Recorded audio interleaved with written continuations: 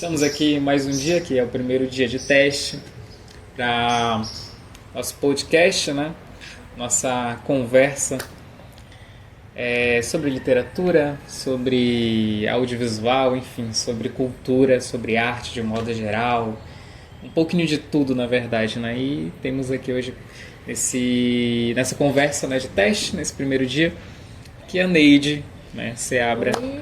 A gente está fazendo essa gravação aqui na Biblioteca da Sabedoria, do qual a gente já tem uma parceria com a Neide há muito tempo.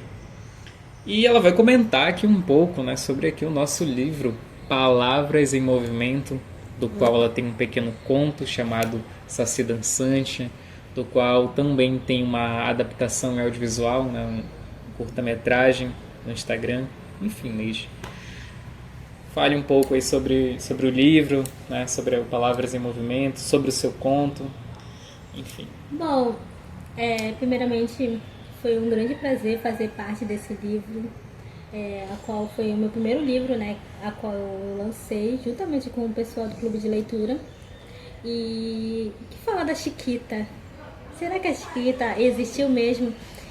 Tiago, muitas pessoas me perguntam, Neide, essa história é real, aconteceu mesmo? Então, a Chiquita, ela representa a minha irmã. E na época a minha irmã, ela afirmou dizendo que existiu, que ela viu o Saci dançando só com uma perna só. Na época o meu pai gostava muito de escutar música. E a minha avó, Tiago, sempre falava assim, olha, cuidado com esses horários que você está escutando música. Minha avó sempre falava assim, né, que aqui era um lugar muito respeitado, mãe d'água. Sim, sim, sim. E o meu pai nunca... Meu pai sempre gostou de música.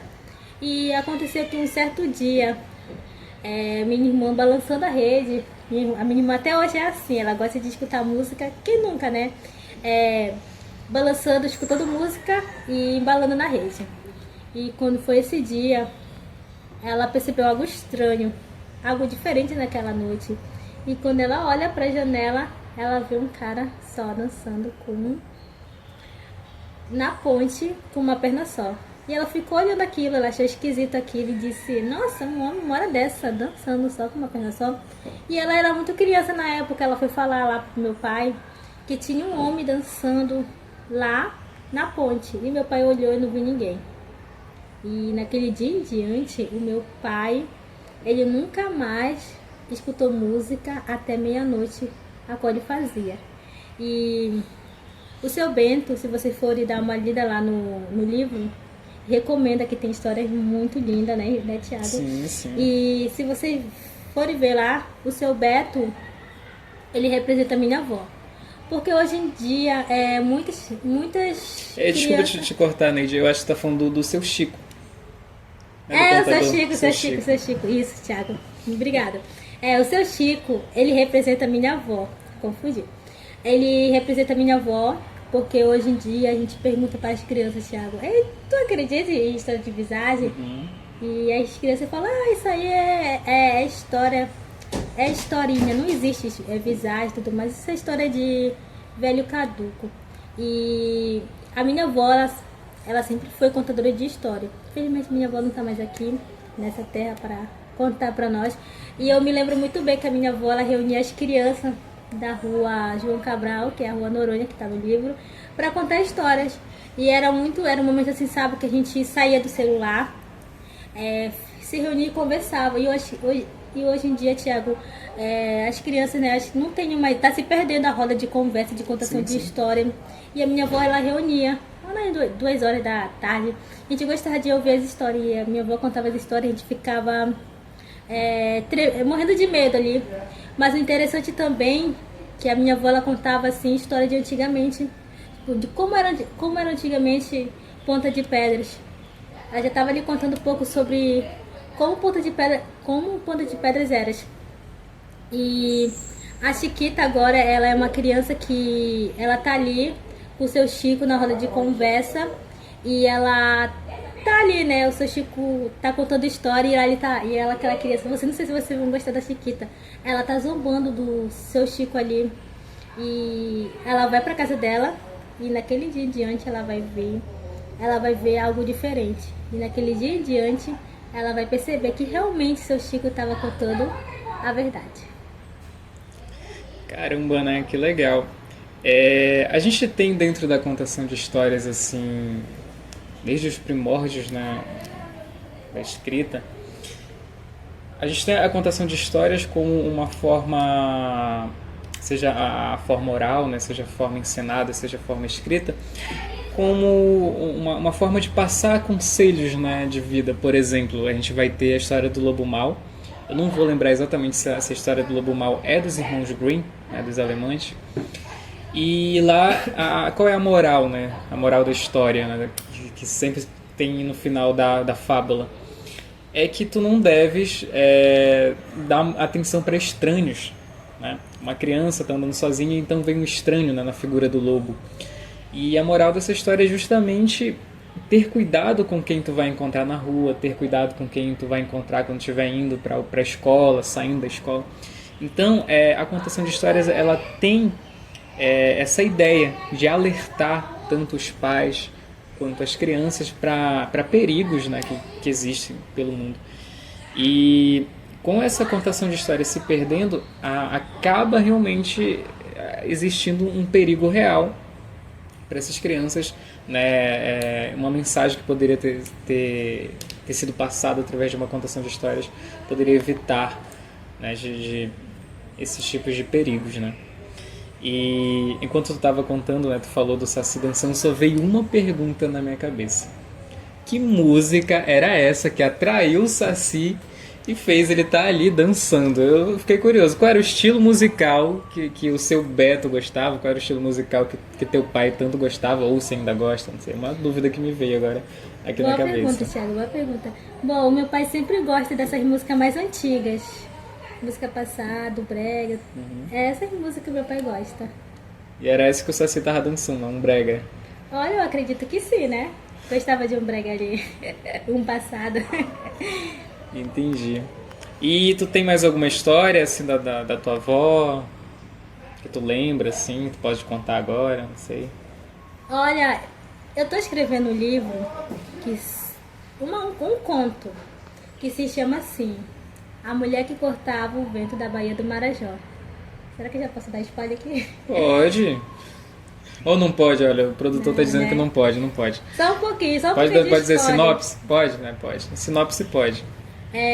Essa história conta que antigamente, ali na cidade de Itaguari, morava uma mulher chamada Dona Maria. E essa Dona Maria, toda vez...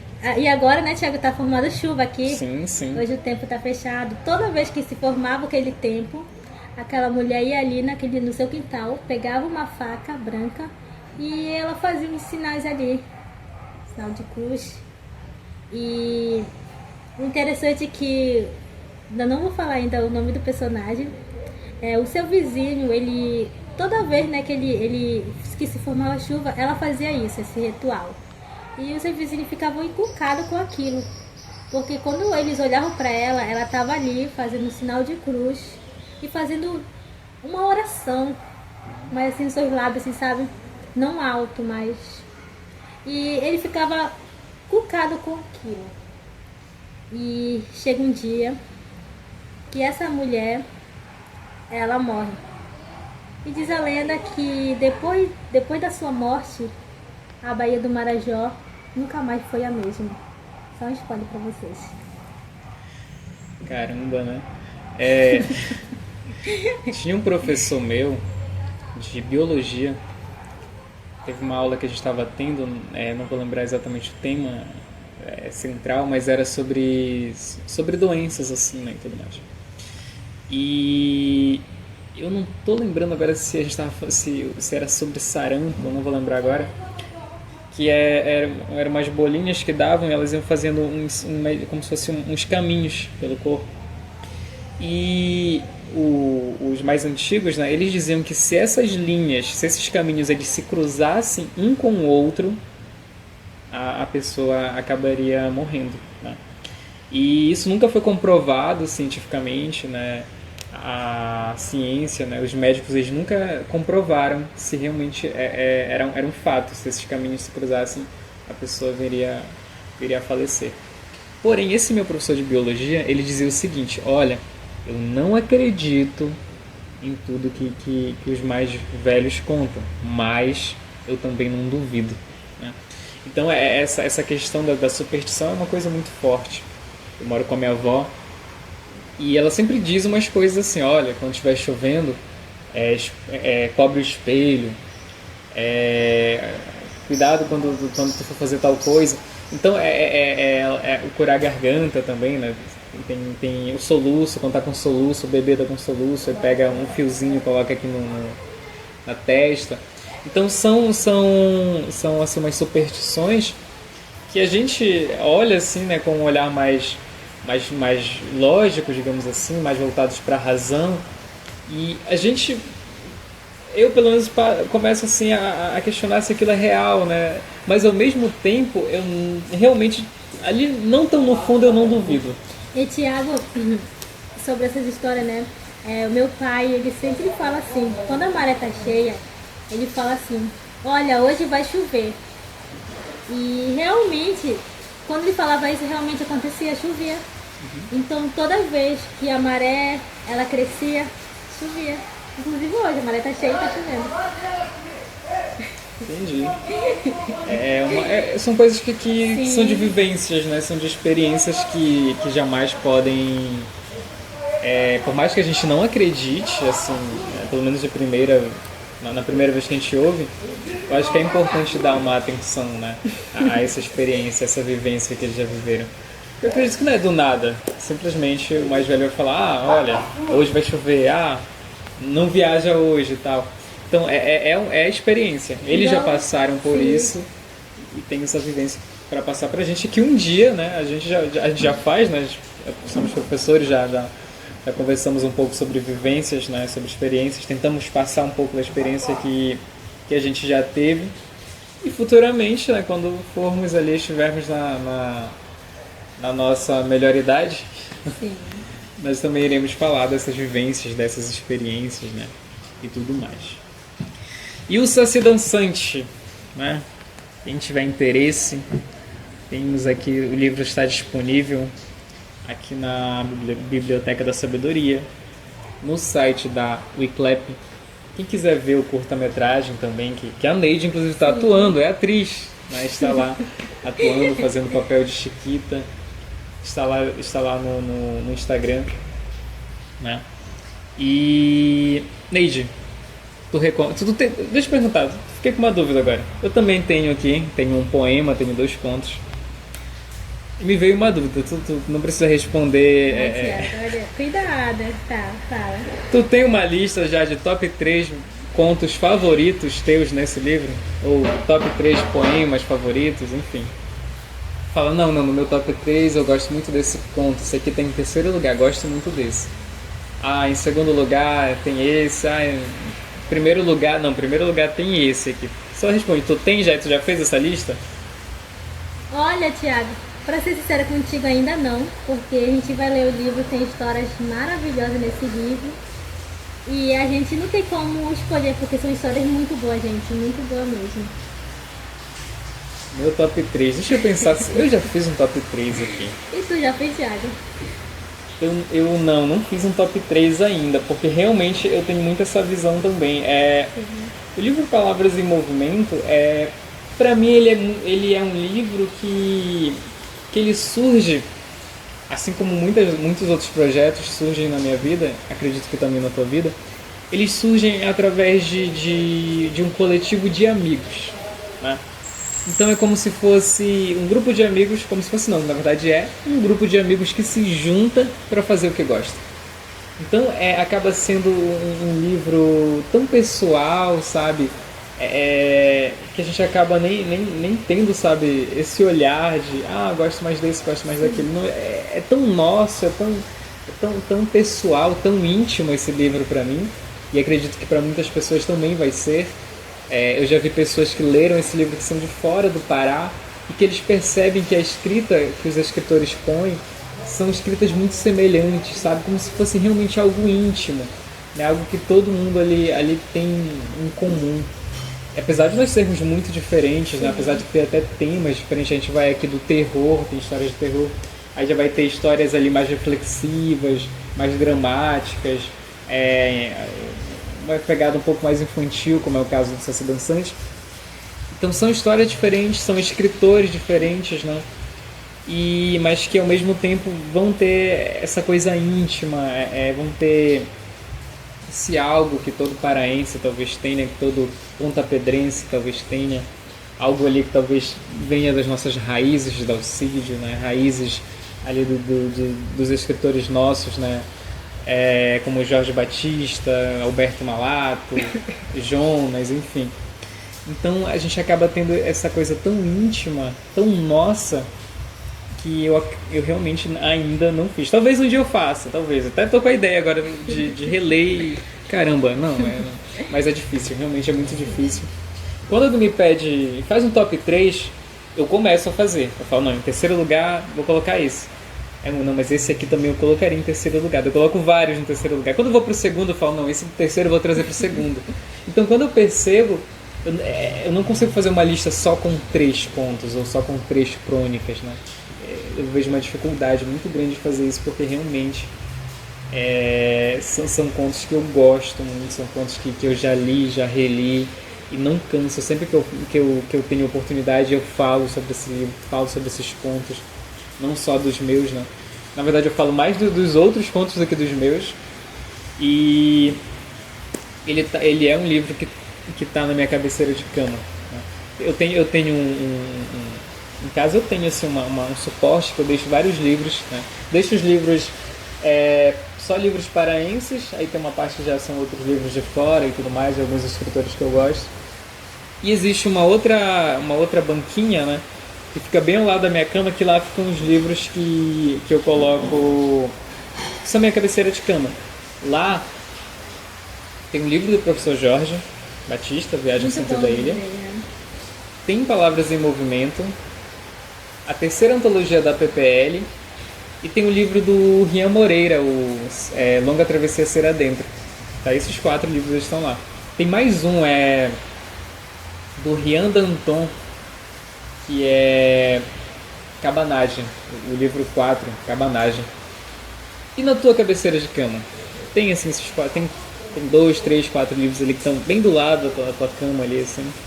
Olha, Thiago, eu sempre falo, pra onde eu for, eu sempre falo isso, que nós, como escritores, né, e incentivadores da leitura, nós temos sempre que incentivar nossos escritores da terra. E na minha cabeceira da cama sempre tem os livros paraenses, o livro regional nosso. E eu gosto muito de ter os livros nossos, sim. De Ponta de Pedras. Então tem. Sim. Tu não vai listar? Tô esperando aí tu dizer quais são os nomes aí. Tô curioso agora. Quais são os livros? O Seu Ednelson, Marco Samuel, Professor Jonas, o livro da APPL, que eu sempre estou ali lendo, tentando passar para Libras a poesia deles. Legal. E o livro da Palavra em Movimento, mas esse livro aqui, como ele fica aqui na biblioteca, ele geralmente, eu sempre falo que ele não para aqui na nossa biblioteca, sempre alguém está emprestando. Agora ele voltou de novo, agora não sei se vai ser, alguém vai emprestar, mas provavelmente Provavelmente. Então são esses os nossos livros regionais que eu sempre falo, que nós temos que valorizar primeiro o nosso livro de casa, nosso livro da nossa terra, para depois valorizar outros escritores. O Pedrinho Nicásio, né, que é o diretor do Boto na Rede do Tunico, o diretor de Marajá Mulher também, muitas outras obras. Ele diz o seguinte: a gente recentemente, ano passado na verdade, a Aspelp DJ passou na Paulo Gustavo, né, um documentário, e eu também fiz parte ali do projeto, assim. E a gente foi em várias escolas aqui na cidade para passar o documentário. E quando a gente chegou ali no Estermouta, o Pedrinho estava lá. E ele falou sobre a Aspelp e a importância do jovem pontapedrense conhecer a Aspelp, do jovem pontapedrense conhecer a PPL, enfim, conhecer os seus fazedores de cultura, os seus agentes culturais, né? Os seus escritores, os seus artistas. Porque a gente tem artistas maravilhosos no mundo inteiro, tanto do passado quanto contemporâneos. Então, às vezes, algumas pessoas têm um costume de ler muito Shakespeare, né? De ler muito George Orwell, os irmãos Grimm, como eu citei, né? Então, escritores do passado e escritores de fora, como o Rick Riordan, né? E tudo mais, que são, mais uma vez, são escritores maravilhosos, inclusive eu sou fã deles. Só que a gente tem que entender que nós, aqui dentro de Ponta de Pedras, temos também artistas maravilhosos, temos escritores maravilhosos. Sim. Tanto do passado, como é o caso de Dalcídio Jurandir, como também escritores atuais. Escritores que já estão aí há um tempo, mas que ainda estão escrevendo, e novos escritores, como é o caso do Palavras em Movimento, né? Então eu acho que é muito importante a gente frisar isso, a gente sempre mostrar a importância desses caras, ler eles, conseguir sempre fomentar, né, a leitura e a arte pontapedrense, né, a arte regional, a arte dentro do seu município, enfim, da sua localidade, da sua comunidade. Tem pessoas maravilhosas, sempre tem. E é isso, né? Hoje a gente está sem tripé, né? A gente tem ali o Alex, que está ali, fica ali na câmera, também está na produção. Sim. E ele já está com o braço cansado, né? Aqui hoje foi mais um vídeo curto, né? Era uma brincadeira, na verdade. A gente só falou, bora testar aqui a luz, bora testar aqui a câmera, bora testar uma ambientação. E já começamos a gravar aqui, já temos 20 minutos de gravação, né? E a gente volta aqui para fazer uma conversa mais longa. A Neide vai estar participando com a gente, né, aqui do nosso Pod Panema, né, o podcast cultural pontapedrense do Canoa de Pedra. E desde já um abraço para todo mundo que está nos assistindo, né? Agradecer a Neide também pelo espaço, por estar aqui conversando com a gente também. Futuramente traremos outros escritores do Palavras em Movimento e, enfim, outros artistas de um modo geral. E é isso, Neide, quer falar mais alguma coisa? Dá um tchau aí pra galera. Quero agradecer, né, pela oportunidade de poder estar aqui com vocês hoje, de falar do nosso livro Palavras em Movimento e fazer o convite, né, Tiago, para vocês virem conhecer nossos escritores da terra, nossos livros regionais e a nossa biblioteca da sabedoria. Localizada na rua João Cabral Noronha. Então, venha conhecer.